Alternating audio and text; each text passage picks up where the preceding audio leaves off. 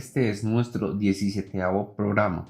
Espero les guste. El tema de esta semana es el vino. Sí, Pablo, vamos a hacer un podcast que tenga notas a madera. Acompañemos esta comida con un poco de vino blanco seco. Bueno, y a mí me pides un vino tinto, semidulce, y comencemos hablando de temitas cotidianos.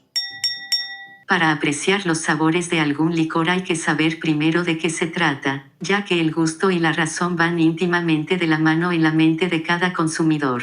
Detrás de cada producto se esconde el esfuerzo y el pensamiento de sus creadores. Pero comencemos este rico y elegante recorrido. ¿Qué es el vino? El vino es el resultado de la fermentación alcohólica de la uva. Este se denomina mosto. La palabra vino proviene del latín vinum, o del griego oinos, o del sánscrito vena.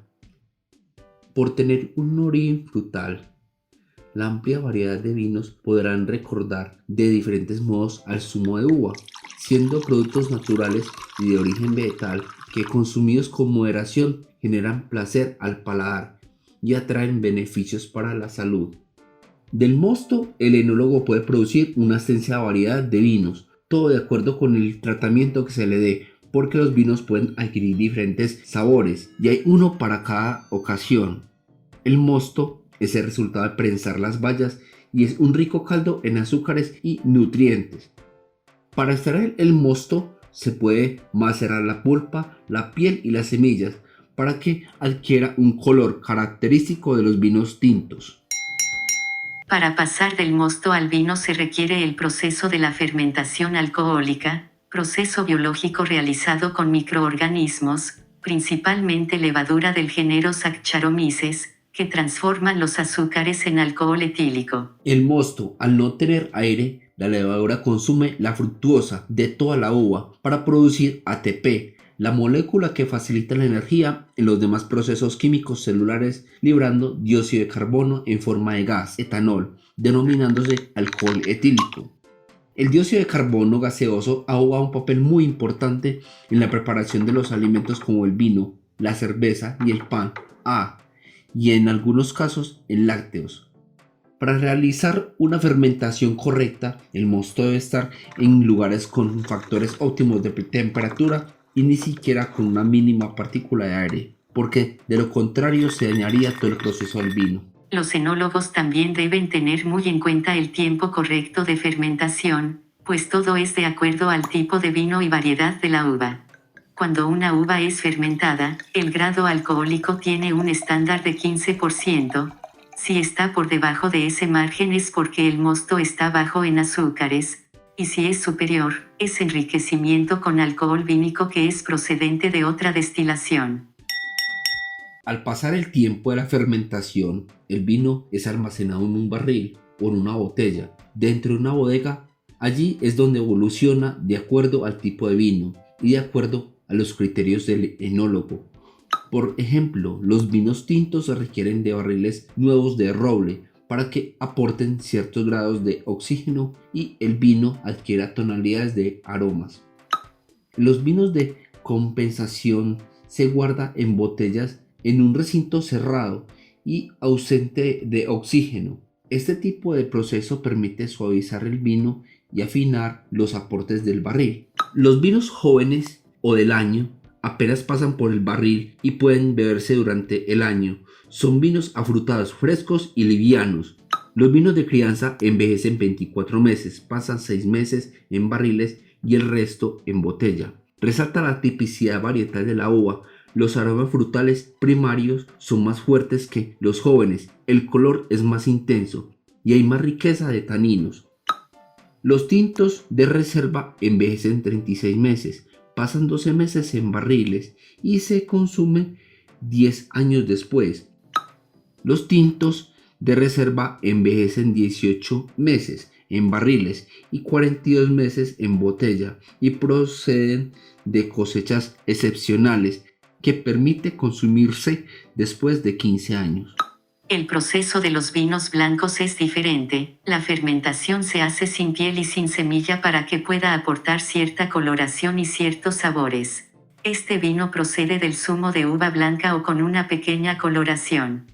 Estos vinos pueden tener muchos procesos de envejecimiento que varía de acuerdo al lugar donde se cultiva la uva, y al tipo de uva.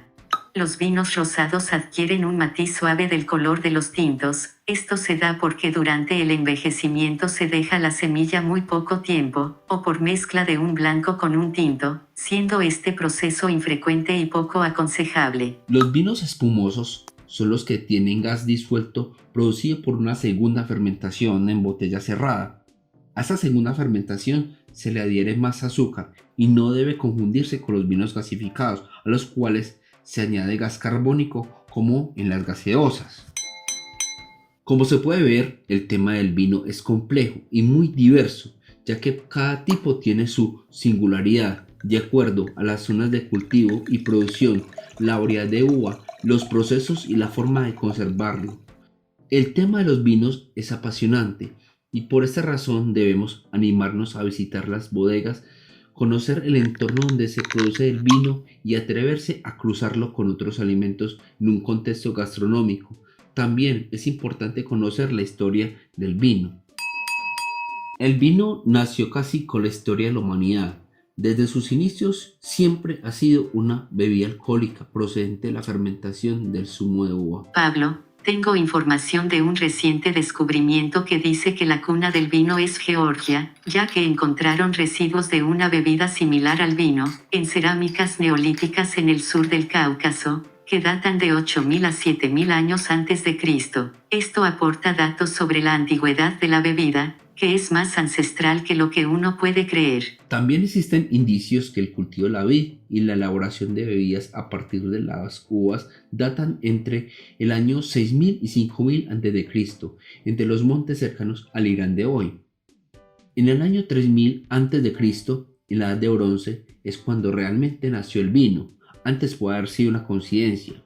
El vino nació cuando se necesitaba saciar el apetito y esto llevó a utilizar herramientas rudimentarias para su elaboración, pues los arqueólogos han encontrado indicios de la primera producción de vino en Sumer, que se encuentra entre las fértiles tierras del Tigris y el Éufrates en la antigua Mesopotamia.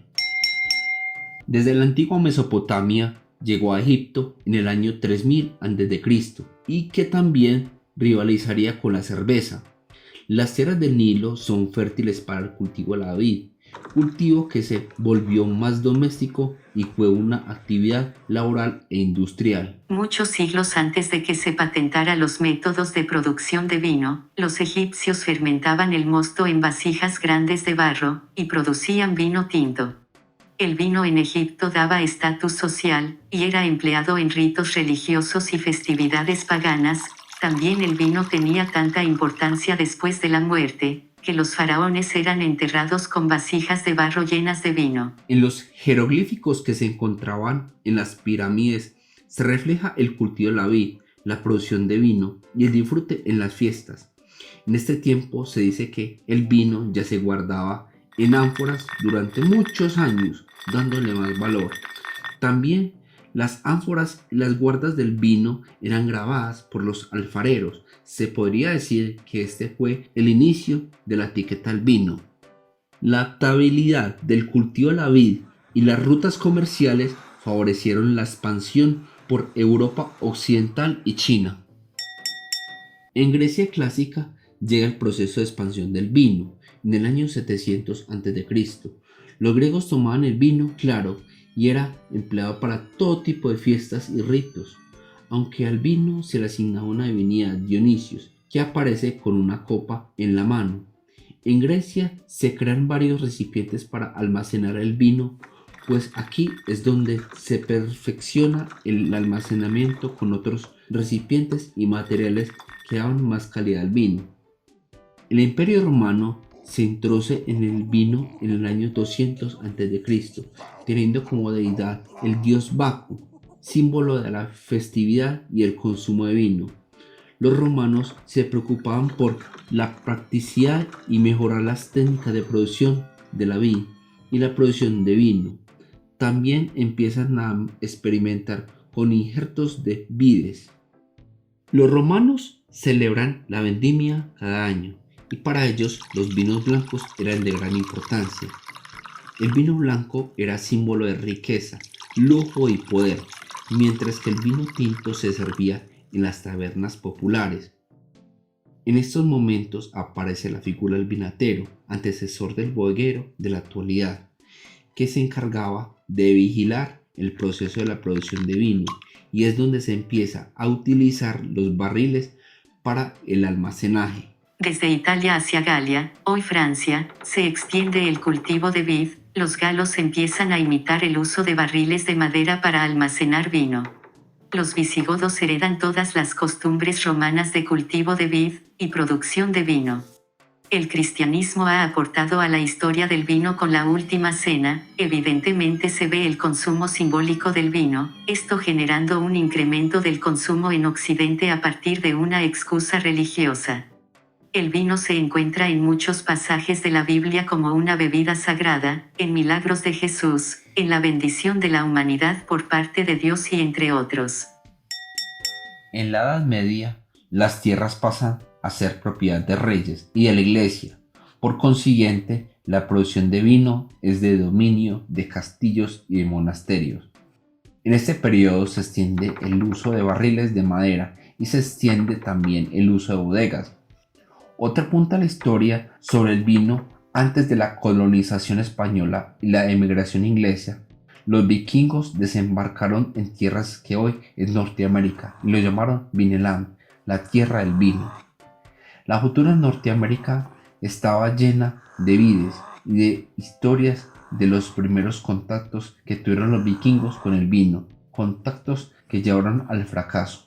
Mucho más adelante, en el siglo XV, los colonizadores españoles trajeron la vid al Nuevo Mundo y se llevaban las materias primas que de allí se extraían, café y el cacao. Con la llegada del Renacimiento, algunos cultivos pasan a otros dominios y se acaba poco a poco el oscurantismo medieval. Entre los siglos XVII y XVIII se perfeccionan las técnicas de vinificación, se comienza a comercializar el vino en botella de vino, y se inventa el tapón de corcho. En esta época el monje Dom Perignon descubre la elaboración del vino espumoso en la región de Champagne. En el siglo XIX, cuando el sector vinícola estaba en todo su auge, llega un gran problema, al cual se debía enfrentar el vino a nivel mundial. Este problema se llamaría la plaga de la filocera. Esta estuvo a punto de acabar con todos los cultivos y cepas de vid en Europa y se propagó con rapidez, convirtiéndose en una epidemia. Europa logró salir de la epidemia con las cepas de vid que los misioneros trajeron al Nuevo Mundo. Estas resistieron a enfermedades y se replantaron creando variedades híbridas, enriqueciendo fuertemente el mundo vinícola. La plaga de la filocera no solo trajo problemas en Europa, también trajo oportunidades. En el caso de los agricultores y bodegueros franceses que emigraron a España, enseñaron a los españoles nuevas técnicas de elaboración francesa de los vinos. Unos 8.000 años de historia, desde que el hombre tuvo la experiencia de tomar zumo de uva fermentada, el vino está lleno de significados, de vida, de tradición, de diplomacia, de sagrado. Es una bebida que tiene alta semblanza ancestral, y convoca la pasión dulce del amor. El vino es autónomo, es religioso, es político, es saludable, es seductor, tiene empatía, y algunas veces nocivo. La vitivinicultura es una actividad que ha estado en las costumbres de las personas desde hace milenios y se ha transformado en una expresión de tradición, de cultura y de industria, con gran incidencia económica en las regiones productoras. Es necesario saber también todo el proceso de la producción del vino. A medida que van pasando los siglos, la elaboración del vino se ha vuelto más compleja, aunque en esencia se emplean los mismos ingredientes que se utilizaron desde sus inicios. El vino se elabora de la siguiente manera y tiene los siguientes procesos. La vendimia es la recolección de la uva y es un proceso imprescindible. Aquí la uva debe estar madura para poderse recolectar. Despalillado. Es el proceso por el cual se separan las uvas del racimo donde vienen sujetas, esto se conoce como raspón. Estrujado. Desgranadas las uvas, se pasan por una pisadora para que se rompa la piel de la uva, llamado ollejo. Así se extrae el jugo, sin estrujar demasiado. Maceración y fermentación. El jugo se mantendrá a una temperatura controlada por unos días, hasta alcanzar la fermentación y el color deseado. Aquí la levadura hace el trabajo de fermentación. Prensado. El producto de la fermentación es sometido a un prensado para extraer todo el líquido. Fermentación maloláctica. El vino se vuelve a someter en un nuevo proceso de fermentación. En este proceso se disminuye el ácido del vino y lo hace más agradable al consumo. En el proceso de envejecimiento y crianza, el vino se introduce en los barriles para que adquieran notas aromáticas, vaya evolucionando y desarrolle características. Embotellado. En este proceso el vino asimila el oxígeno que se introduce en la botella. El proceso anterior se puede ver en el enoturismo. Este tipo de turismo es beneficioso para el territorio donde se ubica, puede ser una fuente adicional de ingresos, porque cada visitante podrá comprar vinos y accesorios en las tiendas de la bodega. También los turistas podrán contratar un pedido de vino para algún negocio o almacén. El enoturismo también puede promover el patrimonio cultural y gastronómico de la región, beneficiando las empresas locales y atrayendo nuevos turistas. Eva, aquí aprenderemos a escoger el tipo de copa. El vino es la mejor compañía para comidas e incluso para ser un elemento importante en un evento. Al consumirlo trae beneficios y genera un ambiente acogedor cuando se elige. Es fundamental saber que cada bebida tiene su copa, pues una buena elección le dará un plus a la bebida. Para vino tinto, las copas son de tallo largo y boca ancha, para poder olfatear el aroma del vino. Las de vino blanco son en forma de U y son más pequeñas que las de los tintos. Por último, las copas de vino espumoso o champaña son en forma de flauta, con tallo alargado, y son especiales para potenciar las burbujas y retener la carbonización. Es una fuente de resveratrol el vino tinto hecho con uvas oscuras. El resveratrol activa un gen llamado sirtuina que nos protege fuertemente al envejecimiento. El vino tinto contiene más resveratrol que el vino blanco porque se encuentra en las semillas y la cáscara. El vino contiene gran cantidad de antioxidantes, antiinflamatorios, reguladores de lípidos. Beber vino tiene los siguientes beneficios, según estudio del 2018. Mejora la salud cardiovascular, mejora la microbiota intestinal y actúa como probiótico. Disminuye el riesgo cardiometabólico y metaboliza la glucosa del cuerpo. Estabiliza la presión arterial por poseer resveratrol y procianidinas. Protege contra el daño cerebral después de un accidente cerebrovascular. Evita la pérdida de la visión. Reduce el riesgo de padecer cáncer. Disminuye las probabilidades de padecer demencia por los polifenoles. Disminuye los niveles de depresión. Mejora la salud hepática. Puede ayudar a las personas a tener una vida más prolongada. Al principio de este podcast hicimos una clasificación de los vinos, pero extendamos más esta clasificación de acuerdo a sus características, según su color, blanco, rosado, tinto, clarete. Según el contenido de azúcar, seco, semiseco, semidulce, dulce. Según el contenido de gas carbónico, tranquilo, aguja. Según la crianza en botella o barril, vino, vino añejo, vino viejo. En los tintos, crianza, reserva, gran reserva.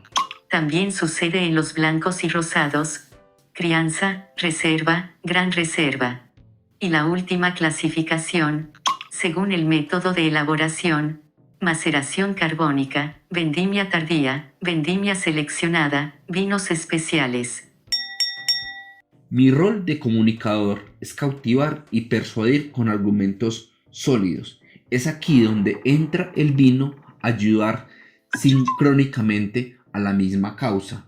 La bebida une públicos desde una óptica comunicativa, utiliza un lenguaje simple, acertado, y es el centro de un diálogo.